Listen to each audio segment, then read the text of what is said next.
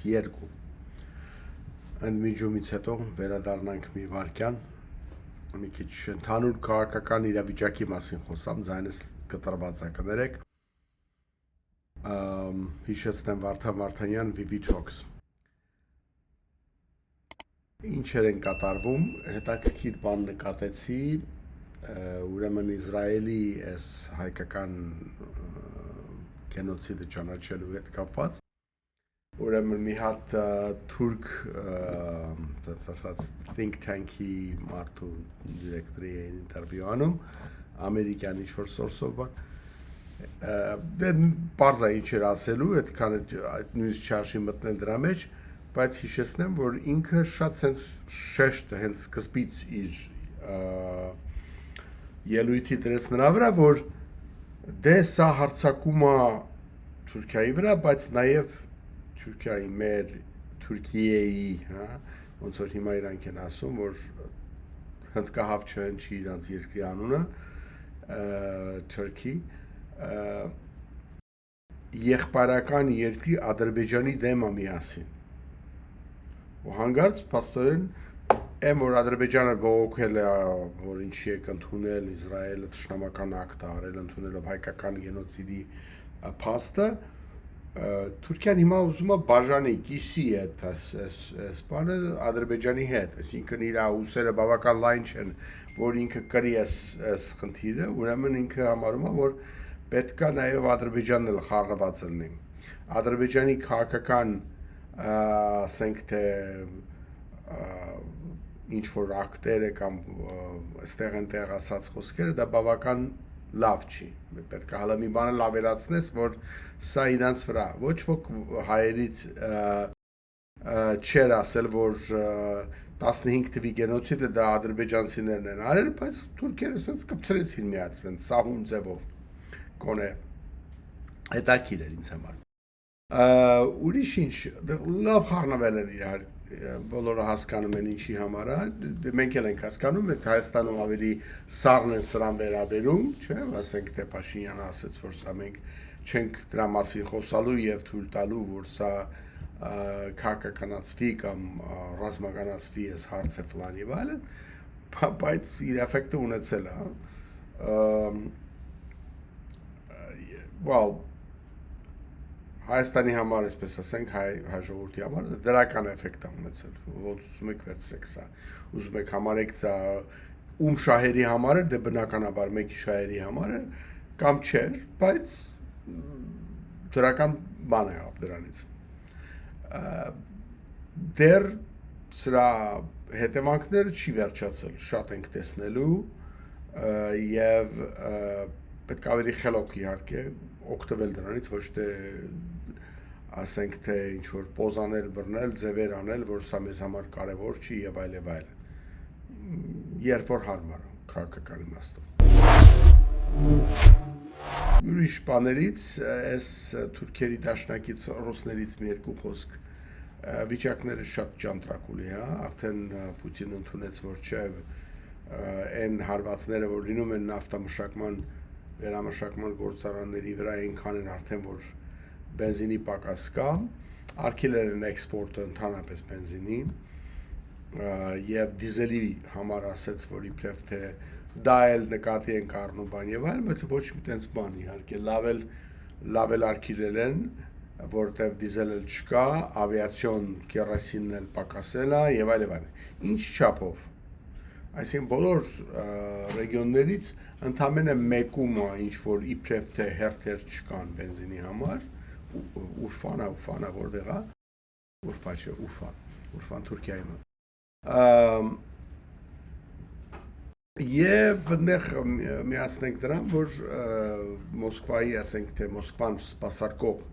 4 նավթամշակման գործարաններից 4-ն էլ խփել են Դա չի նշանակում Մոսկվայում բենզին չլինի, պարզ է, որ կբերեն աշխարհի ծերից էլ կհասցնեն, որտեղ չի կարելի որ չհասցնեն Մոսկվային, բայց դա նշանակում է ուրիշ տեղեր այդքան էլ ավելի պակաս է եւ լոգիստիկան այդքան ավելի բարդ է եւ այլ, այս բոլոր բաները պետք է հասկանալ։ Նույնը Կրասնոդարի շրջանում է ինչ որ խայտարակ վիճակ եւ այլ։ Իսկ սրանք արդեն սահմանամերձ տերիտորիաների մասին ենք խոսում։ որտեղ նավթամշակման հարցը դիզելի մանավանդ ռազմական մեծ նշանակություն ունի դիզել, կերոսին եւ այլն։ Հիմա ինչևից է այնքան բան ա եղել, որ լուրջ խնդիր է առաջացրել տնտեսության համար։ Ռազմականի մասին դեռ չեմ խոսում։ Բարձր առաջին հերթին ամեն ինչ գնում այնտեղ։ Գինը նավթի նկատեցիք, որ ընկավ 120 քանի դոլարից աշխարհը քանդվում էր, բենզին չի լինելու, հորմուզը փակել էին, ամեն ինչ էս բոլորը եղավ։ 5 րոպե առաջ նայեցի, այսօր շուկան փակվեց 62 քանից 63 դոլար։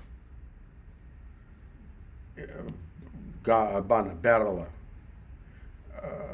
Դա իհարկե շատ կես գինն է, ինչ որ եղել էր, ասենք թե հորմուզի ես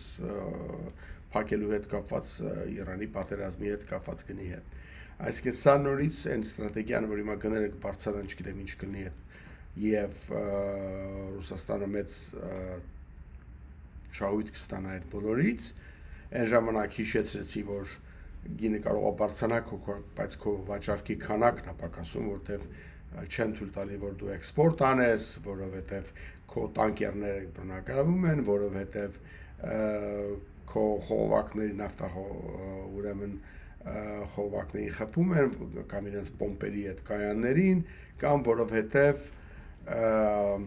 Չինաստանը, Հնդկաստանը, որոնք առնում են քեզանից շատ ցածր գներով են առնում, այսինքն շուկայական գներով չեն առնում։ Եվ ավելի քիչ տոկոսներով են առնում, Չինաստանը հատկապես Չինաստանը կամաց էլեկտրականացվում, այսպես ասած, եւ այդքան նավթի կարիք չունի, պլյուս իր մոտ շատ մեծ թվով բաներ են հայտնաբերել։ Նավթ, երբ որ ասում եմ, բնականաբար դա տարբերական թե գազը, բայց իմաստեղ ընդհանուր շահույթի տնտեսական իմաստով պետք է հաշվի առնենք գազը, իսկ Չինաստանը գազի պաշարները հայտնաբերել եւ այլն։ Հիմա ուրեմն եւ քանակն է պակասում արտահանման Ռուսաստանից եւ գինն անգել։ Եվ սա իհարկե մեծ տարբերություն է անում։ Մի խոսքով գործը այնտեղ հասավ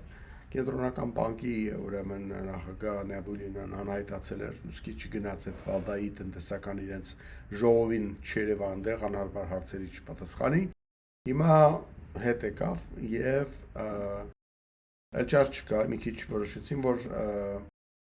ուրեմն այդ տոկոսները իջացնեն վարկերի, հա, baseline-ը կենտրոնական բանկի տրված, դե իհարկե մյուս բանկերը կենտրոնականից վերցնում են մի տոկոսով, ասենք թե հետո իրանք իրա վրա ավելացնում են էլի մի 2-3%, որ իրանք էլ շահանեն։ Դե գիտեք, իջավ 16 ու քանիս էր, հիմա խոսում են մի քիչ էլ իջացնելու մասին, բայց էլի իրականության մեջ եթե դա վերացենք, թե եթե դա լիներ արևմուտքում, այդ տոկոսներով ոչ ոք բիզնես չէր կարողանա անել, հսկայական թիվ է։ Բայց ամենայնիվս իրանք ընդունեցին, որ դա շատ բարձր տոկոսներ է եւ դա խփում է տնտեսությանը։ Հիմա Նաբուլինն ընդունեց, թե չէ, դա ուրիշ հարց, թե իրան ստիպեցին, բայց դա իրավիճակ է դա այսօրվա դրությամբ հիմա դրա վրա են գնում։ Քանի որ փոքր բիզնեսը, էլ չեմ ասում միկրո բիզնես, այսպես ասած, ավելի փոքր տնտեսվարությունները, նրանք բոլորը սկսեցին ջրի տակ գնալ, այսինքն անհնարին գործեր սա պահելու համար, այդ փոփոխությունը եղավ։ Ուրիշ բան էլ ասեմ էլի եկամուտի իմաստով, հիշենք, որ նավթի, եթե որ ասում եմ 60 քանի դոլար է այն է, ընդհանրապես բենզինի գինը էս բարձրացել է, բենզինի գինը որ ծախում են դրա մեծ մասը ասելով Ռուսաստանի դեպքում ինչ որ 60%-ը, դա հարկ է, որ գնում է պետությանը, նավթային ընկերությունների չի գնում դա։ Այն ինչ որ արտահանում են, դա դրա տարբեր պատմություն է, արտահանում են իրենք բենզին են արտահանում մի տարբեր գինա, բայց ասենք նավթ են արտահանում, յուրոզ ասենք, հա, այդ բրենդի, այդ մակնիշի ասենք, նավթը, ուրեմն կախված է կոնտրակտներից կոնկրետ, նույնը գազի հետ է վերաբերում, օրինակ Չինաստանին ծախում են այնպիսի գներով, որ դրա մեջ թուրք էլ չկա մեջը եւ այլն, այսինքն արտահանելու համար եմ ասում։ Մի խոսքով պետական բյուջեի վիճակը այդ իմաստով շատ է թուլացել, որովհետև դրամ չի գալիս։ Եվ դա ազդեցություն ունենում է եւ ինձ թվում է Պուտինը արդեն հասկացավ, այսինքն միշտ մենակ ինձ ատվում, այսինքն դրա մասին շատ տնտեսագետներ են խոսում, այդ նորություն չեմ ասում, բայց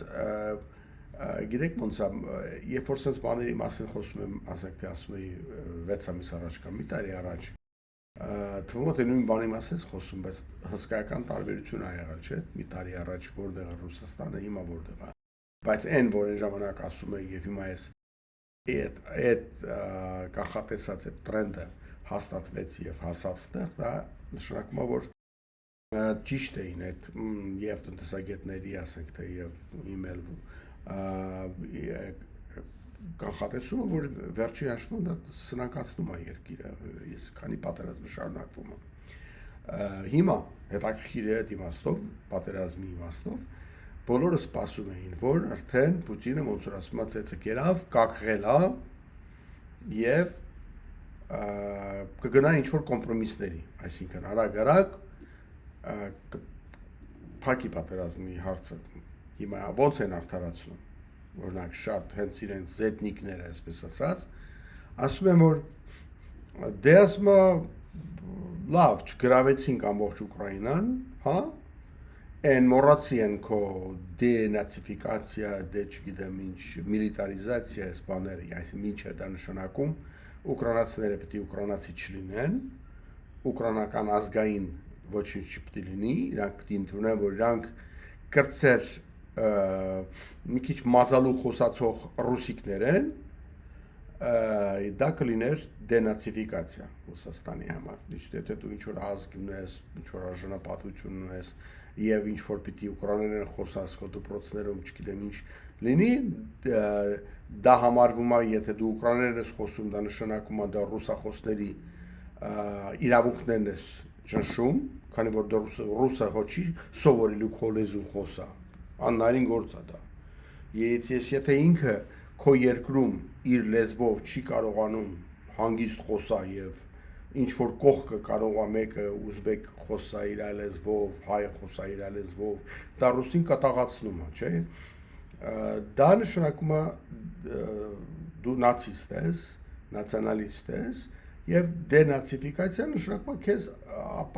ապա ազգայնացնել, այսինքն քեզնից հանել քո ազգը, դու պիտի լրիվ sense ռուսական լինես։ Հիմա իրան ասում են, լավ, այդ չեղավ, այս բոլորը մոռացեք, որ վերցնելու ենք, ասենք, ով անստած, ով անտրված, գոնե ինչ որ գրավել ենք, այդ պահենք, ինչ կլինի, մահակին բան են գրել, Ուկրաինայի 20%, 25-ներ գրաված, հետո 20%-ը, հիմա մի քիչ ավելի պակաս, ինչ որ կա էդի գրաված ունենք, հա, ամբողջ Դոնեցկը չենք գրավել, 80%-ն է։ Կլի այդքանով բավարարվի, կամ ասենք Լուգանսկի, հա, դեռ մի մնացել էր մի փոքր բան։ Պուտինի ասած ինչ էր, որ որպեսզի բանակցենք, դուք պիտի այն չգրաված տերիտորիաներն էլ հանձնեք մեզ։ Ճիշտ է, մենք դեռ չենք գրավել, բայց դուք լրիվ պիտի տաք մեզ։ Պարզ է, չէ՞։ Ասենք թե ինչ մասը մենք Հայաստանի դեռ չենք գրավել, բայց դա պիտի տաք մեզ, որտեղ մեր մոտ այդ ադմինիստրատիվ մեջ բանը մի չի մտնում։ Հիմա դե դա չէր լինելու իհարկե, չէին ուզում համաձայնվեն ոչ մեկ դրա հետ ու սպասում են դե լավ կհամաձայնվի երևի ես իր այսպես ասած կողմնակից զեթնիկների հետ եւ կասի որ օքեյ ինչ որ գրավել են բրծավ արդեն Թրամփը մեռավ այդ մի բաներ իրան ասելով որ ընդունի դուրսան բրծնենք այս պատերազմից Պուտինը վերցրեց դուրս եկավ ասաց որ չէ մենք հաղթելու ենք, ամեն ինչ վերցնելու ենք։ Պետք է տակ մեր պայմաններով պետք է լինի այդ խոսակցությունը, եկեք մեզ մոտ խոսանք։ Այսպես բաներ։ Մի խոսքով ինքը մի քիչ խելքից թռել է, բայց ամեն անգամ որ ինքը էս նոր չի թռել, այսինքն պարզա որ թռել էր երբ որ էս պատերազմը սկսեց։ Ուղղակի այն ժամանակ չէին տեսնում շատերը այն բանը որ այդպես բան չէր կարելի անել։ 2002 թվականին ասի սա կորուստն անել Ռուսաստանի։ Բայց հիմա Եվ իր ասածը էր, որ հիմա նորից կրկնելով այդ բանը, ամեն անգամ ինքը որ ասում է դա, այդքան կողմնակից է կորցնում, այդքան մարդ ասում է դե լավ էլի արդեն վերջացրեք այս հարցը, չկարողացանք, օքեյ, փորձեցինք, բայց չեղավ, դե որ չեղավ, հիմա ինչ ես ուզում։ Իրա մոտ էս բանը դժվար է։ Ռուս ազգի համար եմ ասում, ցավով իրենց համար, այսպես ասած, տրամաբանականը եւ reasonable անգլերենով ասածը դա ուսուցմեն իրենց գենետիկայի մեջ շատ չկա։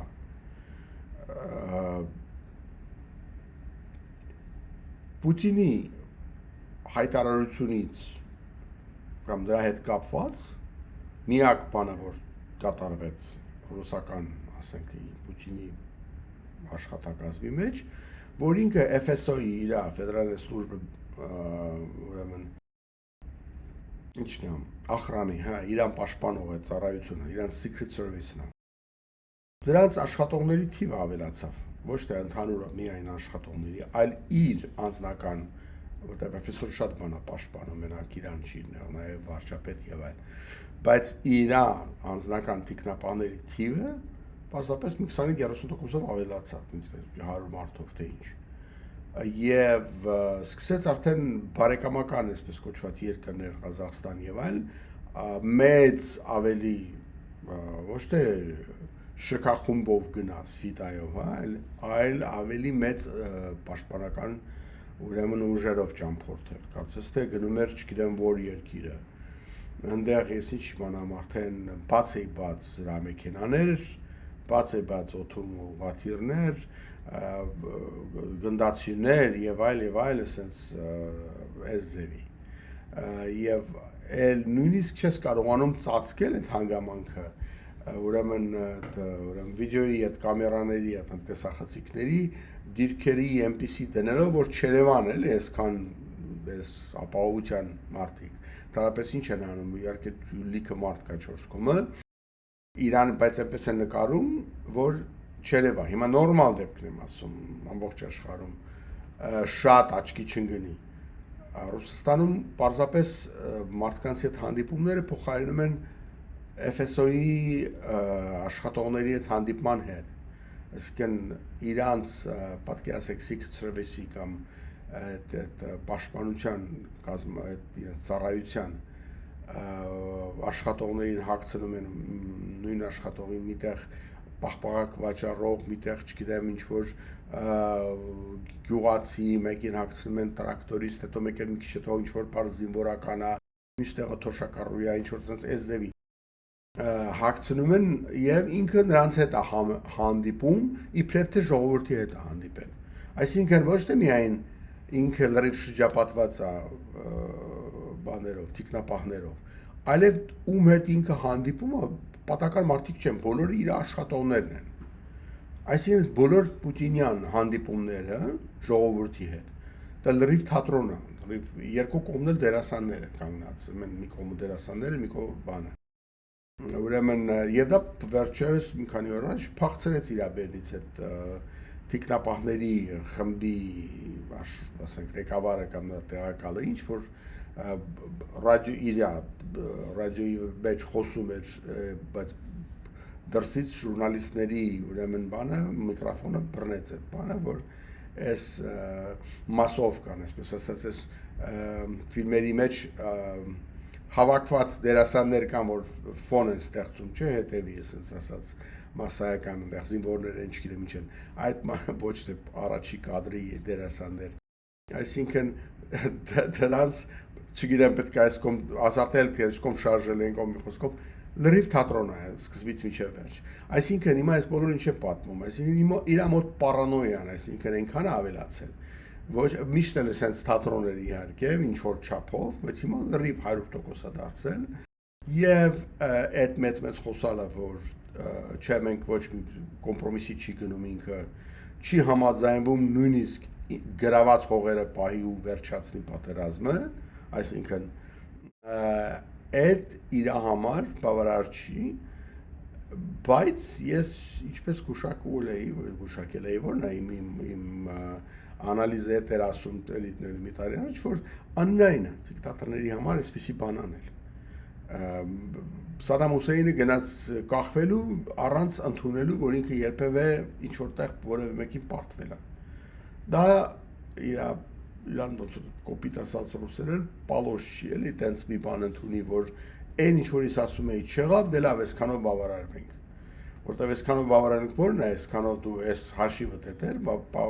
все идет по плану, այդ որ ասում են ամեն ինչը ըստ պլանի է գնում, ամեն ինչը ըստ պլան, այդ ուր գնաց, եւ դա ոնց կարող է վերջանալ իր համար։ Եվ ինչ երբ ես վճարելու հաշիվները, երբ որ քեզ ներկայացնեն այս բոլոր օլիգարխները կամ ասենք թե բիզնեսները կամ իրանց sense բաները։ Մի խոսքով իր համար շատ դժվար է, ինքը չլինելով իրապես ոչ իսկական տնտեսագետ, չնայած իր տնտեսագիտական դիսերտացիային ասենք թե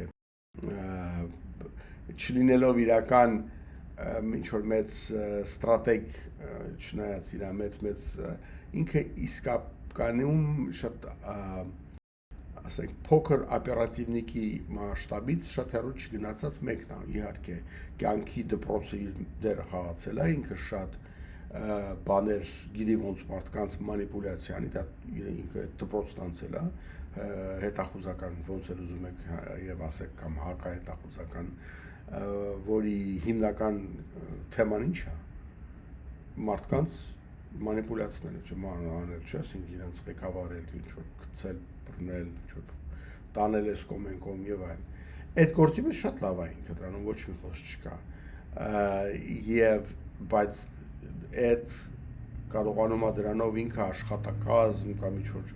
հարուստների կամ ինչ որ բաների աշխատացնի, այդքանը հասկանալի է։ Բայց դրանից դա չի նշանակում, որ տնտեսագիտության օրենքները ենթարկվում են հետախուզական դպրոցի օրենքների, դրանք տարբեր բաներ են, դրանք ասենք տարբեր գիտություններ են, դա չի նշանակում, որ ամբողջ աշխարհի տնտեսությունը կամ ուրիշ երկրների շահերը ենթարկվելու են քո անձնական, ասենք թե մարդկանց գործածելու տաղանների օրենքներին, այդպես չի աշխատում։ Դու կարող ես սրան ճնշես, նրան խաբես, նրան ֆրացնես, նրան չգիտեմ ինչ անես, եւ ինչ որ բանի հասնես, բայց այդ խոսակցության մեջ կամ այդ անձնական հարաբերության մեջ, բայց այդ մարդիկ տուն են գնում, չէ՞, ասած ասած, հետո անցնում են, հետո իրանք էլ ունեն աշխատակազմեր, իրանք էլ ունեն շահեր, ասենք թե կողմեր, որոնք իրենց շահերը ունեն, իրանք էլ ունեն, ի վերջո այս բոլորը ասում են, հա, բայց չեղա պետք է։ Այդ խոսակցության այդ բանն է, միշտ որ նայում եմ Թրամփը հանդիպում է իրան, սենց շատ հիացած, վայ, սենց հալված, մալված,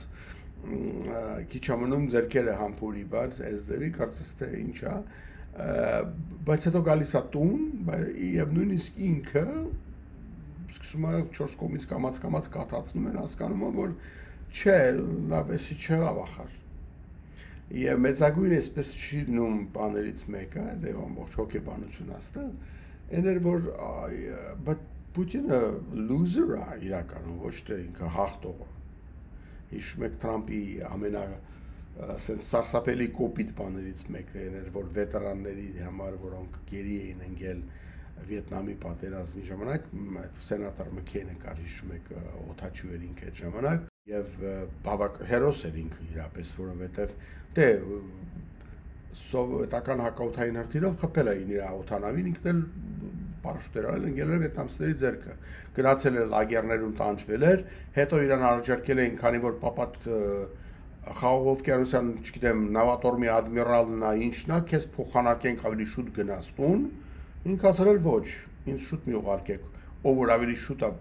գերի ինգել, դրան ուղարկեք, ես կսպասեմ իմ հերթից։ Հետո իհարկե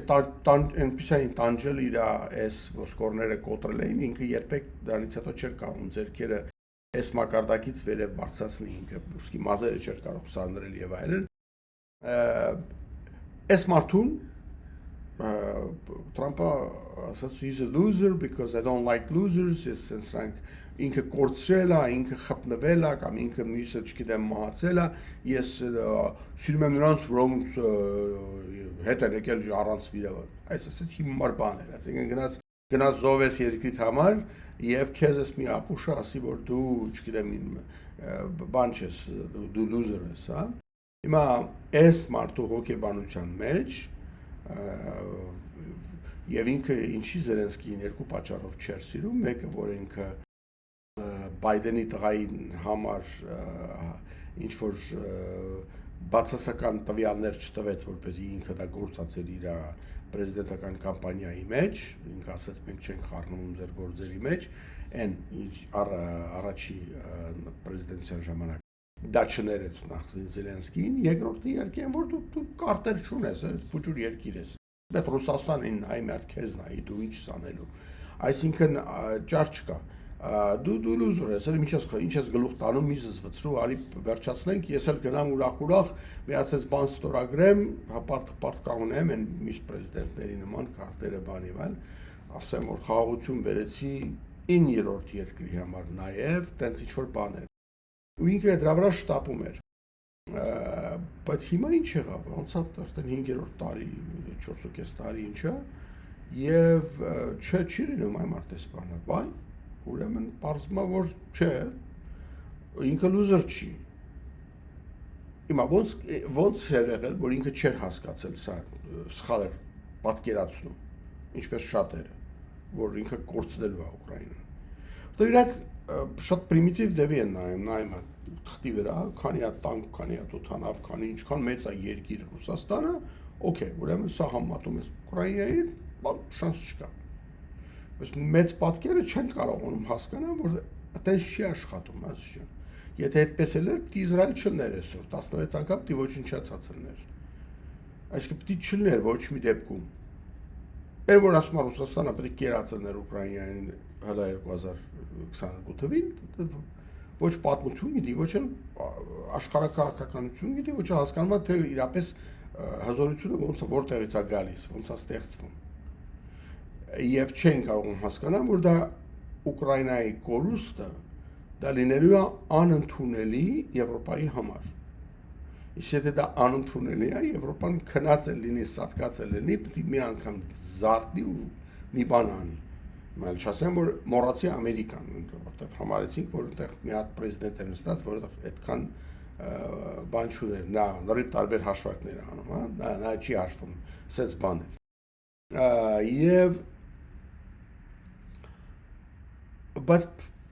աշխարհը քո պրիմիտիվ հաշվարկներով չի գնում, աշխարհը իր հաշվարկները ունի։ Տնտեսություններ աշխարհի իրենց հաշվարկները ունեն։ Չինաստանը ու Հնդկաստանը իրենց հաշվարկները ունեն, հոտ Պարսկաստանի չես կարավի բանանես, դու ինչ հաշվարկներ ես անում ստեղ։ Եվ այս խոսքով վերադառնամ Թրամփին, որ հանգարց ինքը զարթնեց տեսա, որ չի լինում, նշանակում է Զելենսկին լուզեր չի, լուզերին լուզեր են ասում, որտեղ տենց է։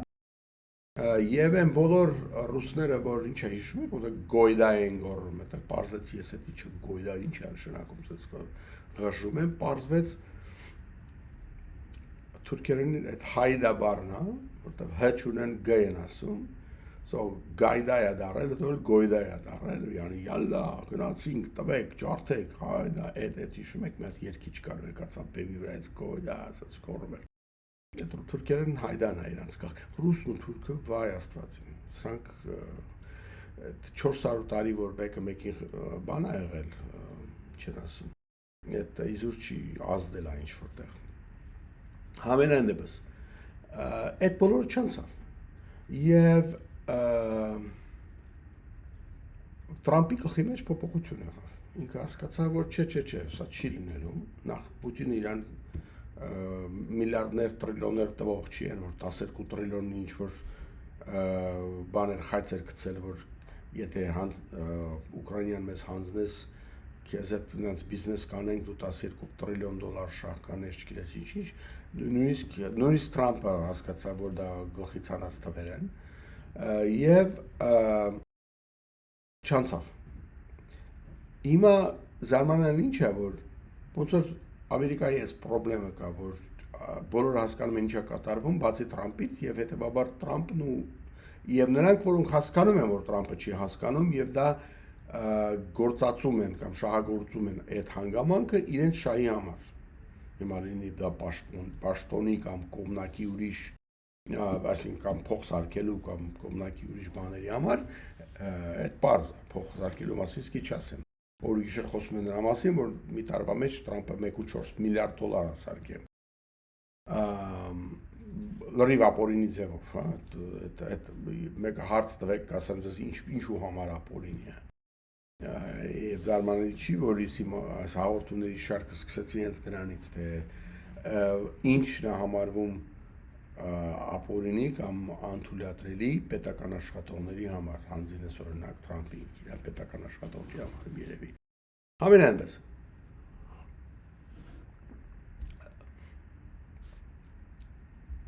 իր մարդկանց մոտ սկսվեց փոխվել ամբողջ պատկերացումը, թե սա ինչպես պետք է գնա, որտեղ է իսկապես շահը լինելու եւ ինչ ուրիշ խնդիրներ կան։ Իսկ priority հարց դարձավ։ Առաջի բաներից մեկը այն եղավ, որ Թրամփը հայտարարեց, որ Ուկրաինան ինձ համար priority չի, այսինքն առաջնային խնդիր չի։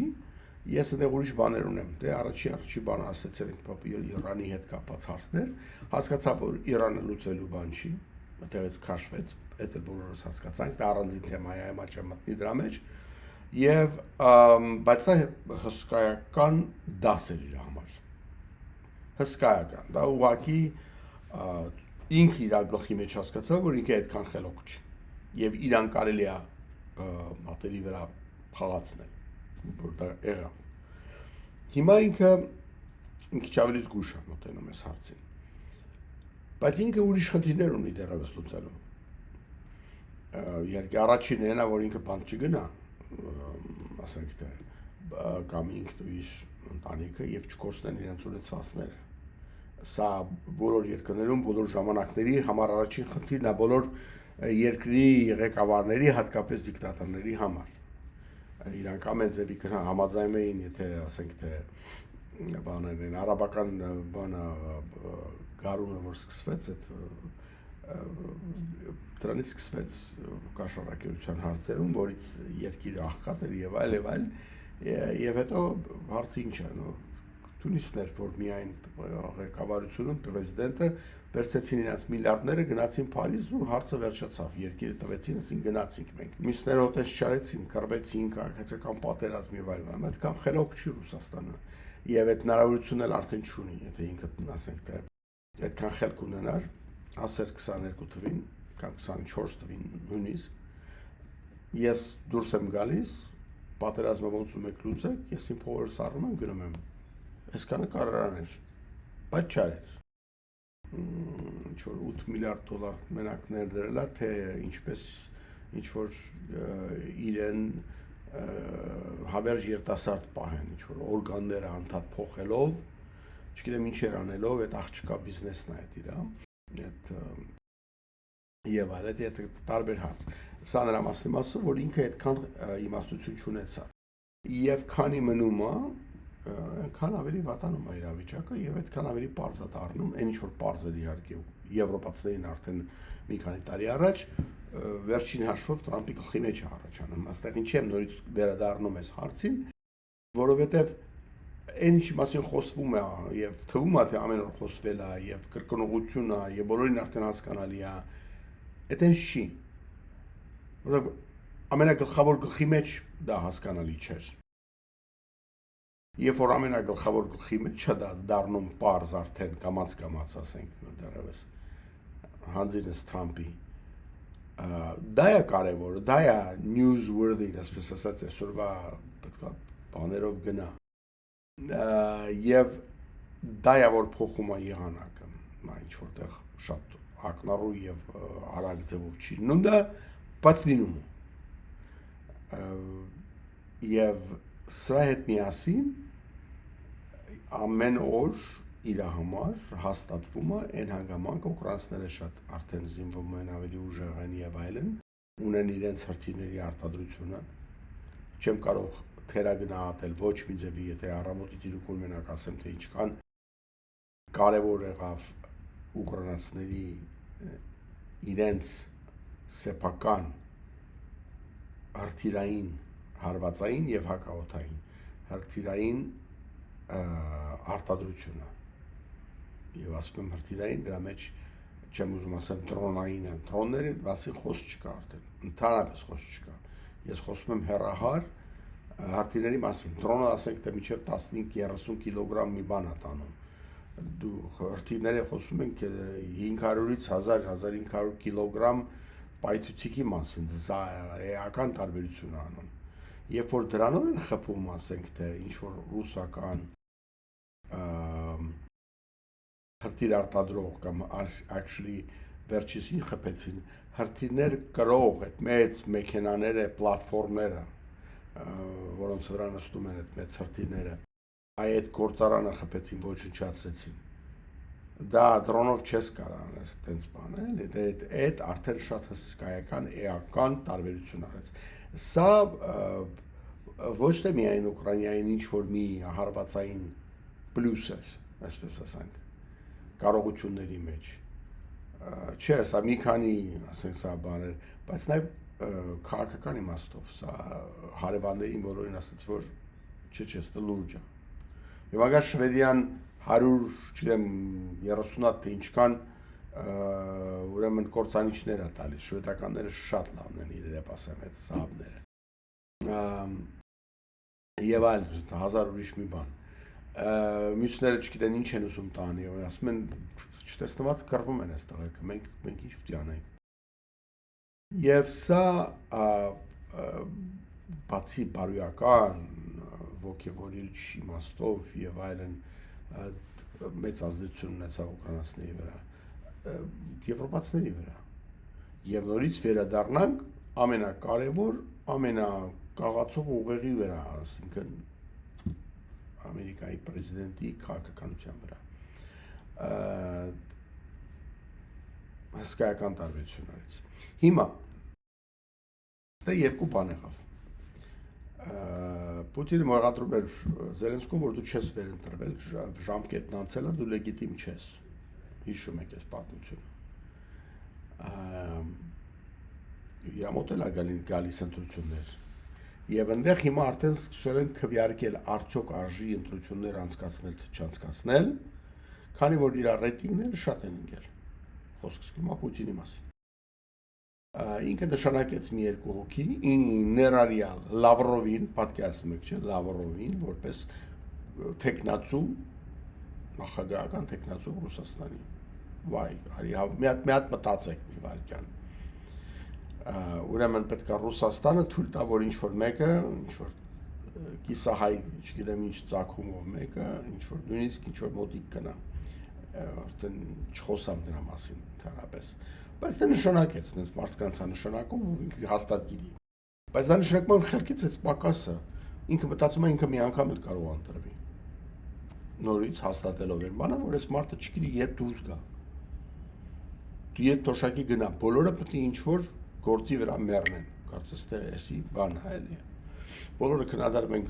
Գորբաչովի, բայց Գորբաչովի կեսը չկան, իմաստով վերջապես թող դուրս արի ախպեր ջան։ Հրաժարական դու ինչ-որ տեղ։ Ասա բավական է, 26 տարի եղավ։ Anyway, Զելենսկին էլ է իհարկե որոշել, որ հիմա արդեն ռազմական իրավիճակը այնքան է ստաբիլացել, որ Ուկրաինան կարող է ընտրություններ անցկացնել։ Եվ այս հարցի հետ կապված, ուրեմն նորից ինքը պետք է փորձի դառնա, թե չէ։ Դեռևս չի հայտարարել, բայց հետաքրքիր ինչն է, որ նախկին պաշտպանության, ուրեմն հիշում եք, շտաբի մեծ Զալուժնին, որին հետո դարձեցին դեսպան Լոնդոնում, իրան կանչել է, հարցել է դու ինչ մտադրություններ ունես, Զելենսկին եմ ասում,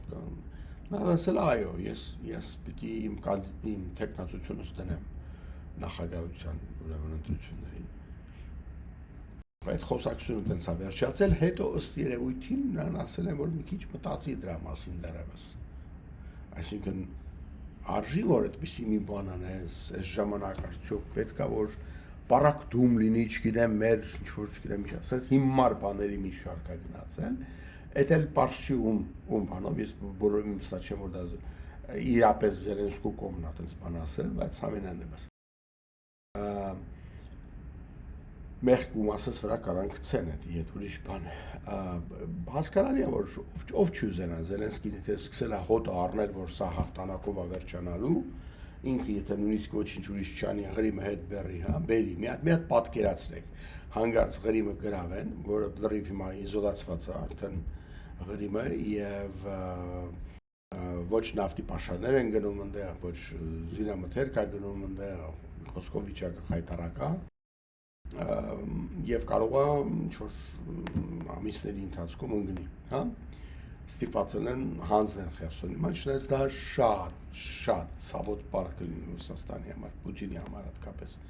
մի վարքյան sense հումորի համար պատկերացրեք որ Զելենսկին դուրս գա ու հերոստացուցի վրա sense ինչ-որ տոնակատարության ժամանակ ասի որ Крым и Севастополь возвращаются в родную гавань, ոնց որ Պուտինը ասաց, չէ՞, sense մի քիչ վերև նայելով, sense աչքերը մի քիչ թացես ձևի բան։ Ասենց մի հատ դե այդ մարդը կոմիկ է, ասենց մի հատ սիրուն, sense մի հատ սկիթ կանի, sense շարժ կանի։ Մի հատ պատկերացնում եք այդ ոնց կլինի, ոնց կնայվի բանի համար, ամբողջ Ռուսաստանի համար կամ հատկապես Պուտինի համար։ Այդ դրանից շատ են վախենում, եթե չեն վախենում, ուրեմն դեռ չեն հասկանում ինչ է գալիս իրանց գլխին, բայց այդ լինելու է, այդ ճար չկա։ Եվ հասկացի չէ, որ իհարկե Զելենսկին կուզենար ինքը լինի նախագահը, երբ որ էս լինի, որ ինքը դուրս գա, այդպես խոսա։ Չնայած եթե ինքը խելոք լինի, ինքը չլինի թող զալուժ լինի, ով լինի, ինքը էլի որպես այդ հումորիստ դուրս կգա այդպես մի բան կասեր։ Եվ դա շատ սիրուն կլինի, այսինքն ինքը պետք է այդքան մեծությունը ունենա, որ չկարչի, ասենք ասենք, ինչ որ աթոռին, ասենք ասած, այդքանը պետք է ունենալ այդքանը։ Ինքը Ուկրաինայի պատմության մեջ իր դերքը գրավել արդեն, այդ իրանից ոչ ոք չի կարող վերցնի։ Ինքը պետք է ավելի խելացի լինի։ Ես իմ կարծիքն եմ ասում, կարծես ես եմ քվեարկող այնտեղ կամ, բայց մեմ ասեմ, որ ես բաները կան, այս հաշվարկները երևի կան քաղաքական, ոչ թե ես ասում եմ, թե իրանք ում տին նրան, այդ չի հարցը, ում ուզում են ընտրեն։ Բայց քաղաքական իմաստով մի վարքյան պատկերացրեք այդ պատկերը, համենայնիվս, այդ էլ տենց, գեղեցիկ երազներ, որոնք իրականանում են, իդեպ ասեմ, ես հենց չեմ ասում։ Սա բոլորը գալիս ենք նորից նրան, որ եզրափակելու համար ասեմ, Ուկրաինայի դիրքերը շատ են ուժեղացնել, առանց չափազանցնելու, պրոբլեմները շատ են, ինքը մարդուժի պակաս ունի եւ դրանից առայժմս ազատվելու ձև չկա, այդ ինքը չի կարողանում դրանից ազատվի այդ խնդիրից, բայց Ռուսաստանը մարդուժի, բոլոր հաշվարկների մեջ սենց է, կամ կտրի պատերազմը վերջացրու, էլ կամ մյուսը չկա, մյուսը սենց է, բա ինչ անենք, ուրեմն պետք է մոբիլիզացիա անենք, բոլորի համար պարզա, որ դա շատ դժվար է լինելու, մարդիկ կամ փախնեն բոլորով, կամ ուղղակի իրանց դեմ են դուրս գալու։ Եվ երկրորդը էլի, բայց ինչ անենքը, ճանապարհ չկա, որովհետև վիճակը շատ վատ է, սկսել են բացեբաց։ Ռուսների մոտ գիտեք ինչ է, բոլոր բաները, որ խոսում են այնտեղ ֆրոնտից, ոչ ոք չի ասում դու հիմար մարդ ես եւ այլ եւ այլ։ Ես նույնիսկ Պրիգոժինը տենց բան չի ասում, ասում են գամ բացատրեմ գենշտաբին, հա բան, որ ուր են իմ արկերը, դեմայ սնարիադի եւ այլ։ Այսինքն ինքը իրենք երբեք չեն մեղադրում ցարին, բոլոր բայարներն են վատը։ Ոչ մի, օրինակ տեսեք, ես այդտեղ նստած 5 ժամ խոսում էի Թրամփի մասին, հա, կամ ինչ-որ մասին։ Մի հատ ռուս չկա, որ վերկանա խոսա, ասի, որ Պուտինը սենց է, նենց է։ Դրանց մոտ է ուղղակի աննարին գործ է։ Ինչի, որտեղ մի անգամից կտանեն փակեն, սենց ասեք, նուրբ եմ ասում։ Հիմա ես ասում եք հեշտ է քո տեղը նստած խոսում ես այդ ձևի, հա, այո, ես ընդունում եմ, որ հեշտ է, չնայած այսօրից դրամալ կասկածների բան է տալիս, բայց չեն կարող համատենք, չէ, Ռուսաստանի հետ, բայց հենց այդ է պրոբլեմը, որ իրանց մոտ այդ առաջին հերթին, առաջի գործը, որ Պուտինը արեց, փակեց բոլոր այդ ՍՄԻ-երը, հա, բոլոր ազատ հեռուստակայանները, ժուրնալիստներն կամաց մաքրեց, հետո սկսեցին սպանել, բռնել, այնտեղ Նավալնի, չգիտեմ ինչև այլ, հետո պարզապես օրենքը փոխեցին, որ եթե մի բան ասես դա հակաբանակային պրոպագանդա է, հետո էլ հակա չգիտեմ պետականը հարցը վերջացավ, խնդիր փակվեց։ Եվ այնտեղ որ ուզեին էլ չեն կարող արդեն ասել։ Իսկ բայց այդ չի հարցը, իմ ասածն է, որ ժողովրդի մեծ մասը նույնիսկ որոնք նստած են դրսում կամ արդեն դանակը ոսկորին է հասել։ Այդ ինչ է կնոջ անունը, որտեղից էր իր հաղորդումը դրել էլի իրանք ուղիղ չեն ասում Պուտինի մասին որևէ բան, իրանք ասում են որ միգուցե լավ չի, վիճակը պետք է սենց անել, միգուցե վերջացնենք, երկրի համար լավ, տնտեսության համար լավ չի, ախար է շատ են ախար, այդ շամիրները շատ են ախար, սենց որ գնա անդադ շարունակելու են, դե իհարկե իրանք Ուկրաինային զինում են, օգնում են, 54 երկի դեմ ենք պատերազմում ենք, չգիտեմ ինչ որ իրանք ասում են սկաբայվար եւ այլ։ Բայց ոչ ոք ուղղակի քննադատություն չի անում։ Եվ չեմ ուզում ասեմ, սա նացիոնալնա особенность или политика վրանց մոտ իրենց ազգային հատկությունն է, պատմական բայց բան ենք տեսնում, արդեն 600 տարի երբ չգնանք, որ այդպես է, ցարին չեն կարող գտնել, եւ բայց հետևանքներ ունի դա, հետևանքներից մեկն է, որ ցարը նստում է 26 տարի, որ պետության մեջ է 26 տարի մեկը եկել երկրի ղեկավար, Բրեժնևը 17 տարի էր, Ստալինը դրանից պակաս էր, ավելի քիչ էր Ստալինը ղեկավարում կատել Պուտինը, այդ ոնց է քաշվում այս բոլորը, այսինքն ինքը ում հետ է մրցում, ես ուզում եմ հասկանալ, Անգլիայի թագուհու, այսինքն դու ինչ ես կոնստիտուցիոն монարխ ես, ինչ ես, եւ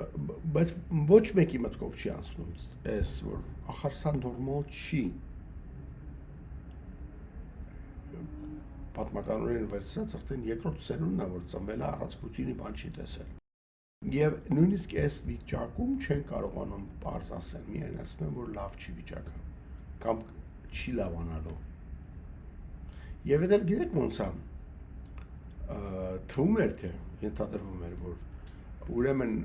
FSB-ում եւ այլն ուժեր կան, որոնք հանձնարարում են այս խոսակցությունները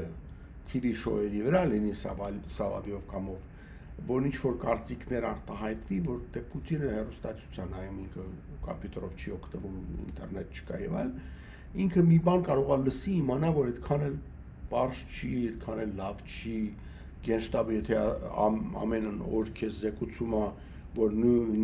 ես չգիտեմ նույն գյուղը գրավել են արդեն 18-րդ անգամ են զեկուցում այդ նույն բանը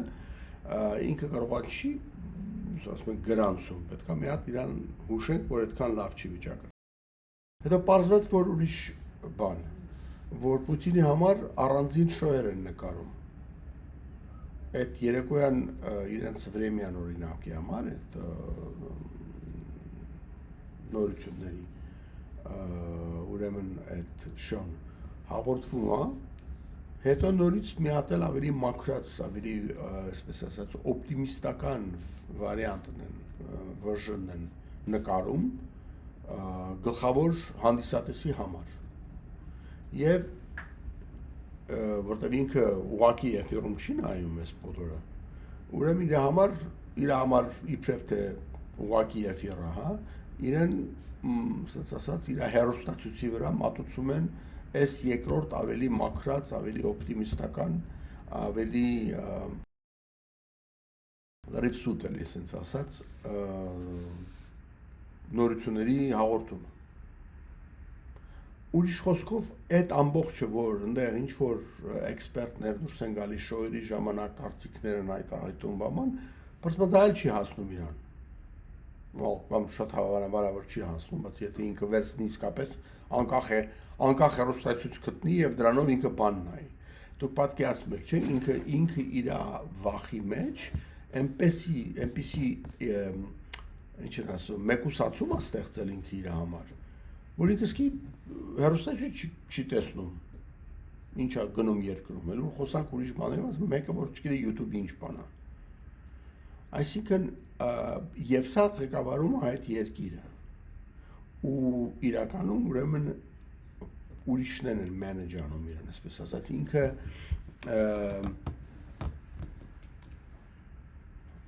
սկսում ես հասկանալ, թե իր որոշումները որտեղից են գալիս։ Ինչու սա աշխարհը մտածում է, որ միգուցե բանակցենք հիմա արդեն, ինչ որ գրավել ենք, պահենք եւ վերջացնենք, բայց ինքը դուրս է գալիս ասում է, չի հաղթելու ենք։ Իհարկե ասում է հաղթելու ենք, որ դրանից 5 րոպե հետո ինքը դուրս է գալիս դիմորականներին, չգիտեմ, դրել է իր առաջ, իր մինիստրներին եւ իրանց ասում են, որ մեր վիճակը շատ լավ է, մենք առաջ ենք գնում по всем направлениям, բոլոր ուղղություններով առաջ ենք գնում։ Որտեղից ստանում սա, բարձա ինչա որ ինչ է ստանում, որտեղից է ստանում։ Ոչ մեկ չի համարձակվում իրան ասի, որ չէ դու բոլոր ուղղություններով ոչ մտեղ չես գնում։ Այն դեպքում ինքնտեսի ոնց, բա դուք ինձ ասել եք, որ գնում եք։ Բա ուրեմն սուտ եք ասել, դե ուրեմն մա ես քեզ կհանեմ, կբերեմ մի հատ ուրիշին, քո տեղակալին կամ չգիտեմ ինչ որ մի հատ ուրիշ մայորիկի կդրցնեմ գեներալ, որը ինքը ինձ խոստանում է, որ առաջ կտանի։ Դե իհարկե բնականաբար ոչ մեկ էլ չի հանելու, հաջորդը գալու է նա էլ ասուտ ասելու։ Եվ ով ազում իր գործը կորցնի, չգիտեմ, դառնա ոչինչը եւ հենց գործը կորցնում ես քո վրա, ուրեմն բան են բացում, չէ՞, քրեական գործ է բացվում, քո գողացած միլիոնների ուր են գնացել։ Հետևաբար գործը պահելը, եթե Պուտինի համար դա մահու կյանքի հարց է, իր եւ իր կլանի համար, գեներալների համար էլի մահու եւ կյանքի հարց է։ Պարզապես նրա համար բոլորը գոհացել են, բոլորը հարստացել են, բոլորը ինչ որ 6000 քառակուսի մետրանոց ինչ որ բաներով, ծառաներով, մաներով, բաներում են, ասաբնյակներում են ապրում, չգիտեմ 10 հեկտարանոց հողերի վրա էս կոմենկով, այդ ոնց որ այդ ռոճիկով է գալի։ Այնով էր կանգնել բանում հայկական Հայաստանի ազգային ժողովում ասում է Քոչարյանի ռոճիկ եղել է այսքան դրամներով 400,000 դրամ ինքը 200 միլիարդ դոլար ունեցվածք ունի կներեք այդ բարձ հաշվարկը կարող ես անես ուզածդ ուս չինովնիկի վրա հետևաբար չինովնիկի համար գործ գործնելը դա շատ վտանգավոր բան է Եթե դրա համար պետք է երկարացնես քո կյանքդ սուտ խոսալով, թե դու եւս Ավդիևկա գյուղը, չգիտեմ, 18-րդ անգամ գրավել ես, դե պետք է ասես, ուրիշ ճարդ ինչ է, ինչ ես անելու։ Եվ բայց ասած, սակայն սսրա վերջը ինչ կարող է լինի։ Մի քիչ բան է դառնում արդեն փիլիսոփայական հարց չի, չէ՞, սա բարձ հաշվարկ է։ Ինչևից է։ Այս երկար վերջաբանից միայն ասեմ, որ լավ դուրը իհարկե Եվրոպայի Ուրսուլայի ֆոն դեր Լայնի ուրեմն Հայաստան ժամանելն էր, խոստումները պայմանավորվածություններն էին եւ ընդհանրապես որ բոլորը ասացները որ թե մի վախեցեք այդ բանից Ռուսաստանի հաթաթաներից եւ ձեր նկատմամբ եղած սանկցիաներից տնտեսական ոնց որ ասում են ձեզ չեն թողնելու կորեք ինչ ասեց 80% որոշ ապրանքների լրիվ մենք արտադրանքի մենք կսպառենք, այսպես ասած, կոպիտ ասած, կվերցնենք, շատ լավ դուր էր։ Եվ նորից վերջացնեմ, էլի վերադառնալով, հիշեցնելով Իսրայելի, Թուրքիայի և Ադրբեջանի այս խաղը հայկական գենոցիդի վերաբերյալ, ինձ համար շատ հետաքրքիր էր։ Հիմա ես շատ եմ ուզում տեսնեմ Ալիևը ոնց է հիմա բան անելու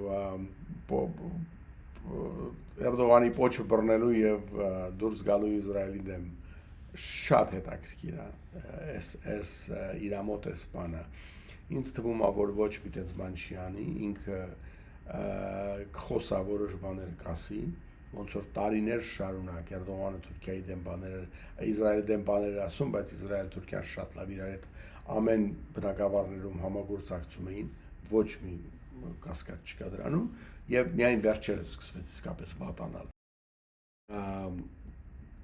Նույնը Ադրբեջանը կարող է ինչ որ մի քանի բան ասի Էրդողանին գող պահելու համար, բայց իրականում ինքը ամեն ինչ անելու է, շարունակելու է, փորձելու է Իսրայելի հետ չվատացնի հարաբերությունները։ Ասացի փորձելու է։ Չի նշանակում Իսրայելի շահերը մշտական են։ Մշտական շահեր չկան, ասում են, չէ։ Ուրեմն մշտական բարեկամներ չկան, մշտական շահեր, պետական շահերը մշտական են։ Այդ եմ ուզում ասեմ, որ այստեղ Իսրայելը ամուսնացած չի Ադրբեջանի հետ, բոլորովին այդքան չպետք է մտածել տենց, եւ որ նավթի գնի իջեցումով միասին եւ այլ հանգարց Իրանի ազատ նավթը ծախելու հետևանքով Ադրբեջանի նավթը այդքան քրիտիկական չի լինելու Իսրայելի համար եւ այդ համագործակցությունը այդքան քրիտիկական չի լինելու։ Իդեպ ասեմ, որ տարիներ շարունակ Իսրայելը եւ այս օրինակը իմ ասածս հաստատելու համար Իրանը իրար վրա թքում էին ամեն օր, բայց Իրանը Իսրայելին նավթ էր ծախում։ Գիտեք դրա մասը։ Okay. So ինչ են ասում, ինչ են անում, գրեթե տարբեր բաներ են։ Խոսքս գնում է ասեն 2015 թիվ ասեմ ինչով, հա, 15-16 թվական։ Ես մի անգամ նույնիսկ դրա մասին ասացի ինչ որ իմ ասենք թե ուրիշ բաներից, գոլեգաներից մեկին եւ դրանը փակվեց, որ իհարկե գիտեին բոլորը։ Ուղղակի ոչ մեկ դրա մասին չէր խոսում։ Ինչի, որտեղ եթե ասես դրա մասին, դուրս է գալիս, որ քո դաշնակից Իսրայելը նավթ է առնում քո թշնամի Իրանից, հետո գնա բացատրի։ Բայց ասում ես, բա ինչու՞, ասում եմ, որտեղ գինը լավ է, դրամ էլ առնում է, իրան պետք է առնում է։ Այսինքն շատ էսենց անբարոյական մոտեցում կա։ Այդ ոնց է որ ռուսների համար ինչի են ծախում իրանք զենք Ադրբեջանին եւ բավական անբարոյական, այսպես ասած, չինովնիկներ կարող ասում են դե իրանք չծախեն ուրիշը կծախի։ Really? Հենց այդպես? Այդպես է լինում։ Դե որ այդպես է, մենք էլ կարանք այդ նույն բանը ասենք, չէ՞, հիմա ինչ որ ասում է Հայաստանի սովետությամբ։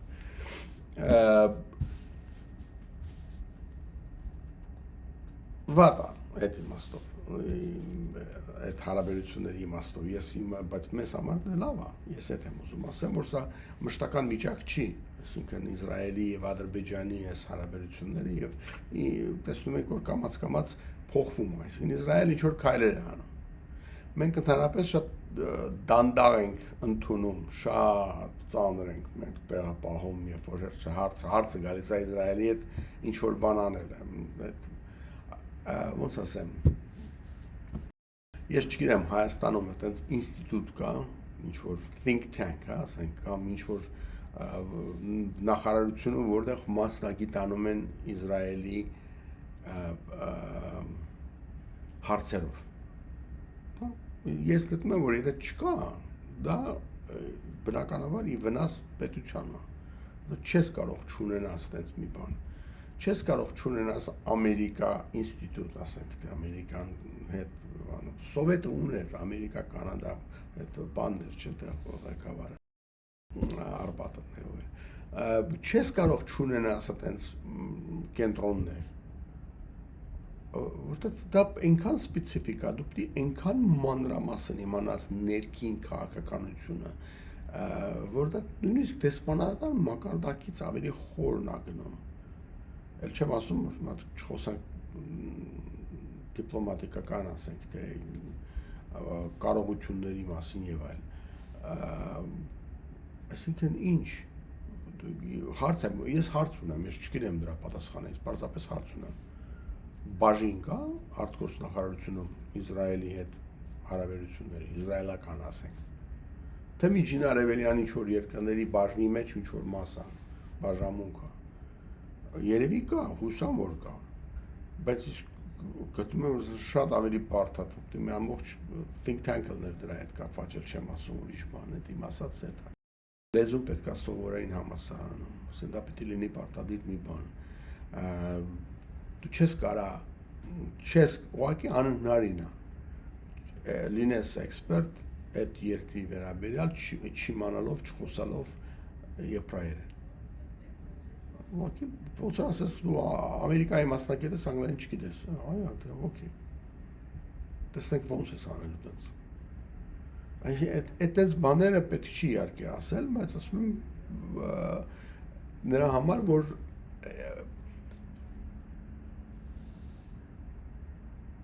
փաստը այն է, որ այս երկրների հարաբերությունները շատ իրենց հետ ունեցած հարաբերությունները շատ քրիտիկական են քո համար եւ շատ կարեւոր են ընդհանրապես շրջանի համար, ոչ թե միայն քեզ համար, այլև քո թշնամու համար, շնամիների համար, հետեւաբար պետք է լինի նաեւ շատ կարեւոր ուղղակի եւ անուղղակի ձևով քեզ համար, որի համար դու պիտի ռեսուրսներ տրամադրես դրան, ոչինչ օդի չի գալիս։ Ես Իսրայելի հետ կապված խելոք բան լսում եմ մենակ Իսրայելից ինչ-որ կոմենտարյաներ։ Հայաստանի ոչ մի, ասենք, բան չի դրանց ինչ-որ խորը խոսում, մտնում դրա մեջ։ Այսինքն բացի, ասենք, ընդհանուր մեկնաբանություններից շրջանային կամ ուրիշ հարաբերությունների հետ կապված ներքին քաղաքական հարցերը, այդպես հասկացող լինի մեկը, ես դες մարդ չեմ հանդիպում։ Նորից եմ ասում, մի հոգի գիտեմ այդ Չորնամորդյանը։ Բայց that's it։ Այդ ոնց է տենց է ներապեր, տենց գործ են անում։ Ես վստահ եմ, որ իրանց մոտ տենց չի։ Հայերեն խոսացողները ունեն ամեն ինչ ունեն։ Ինչու՞ց է։ Ասում եմ, սովորենք երևի մի օր։ Աստված մեծ է։ Այսօր, ինչպես ասեցի, հուլիս 2-ն էր, Վարդան Վարդանյան, Vivi Talks, միջև հաջորդը։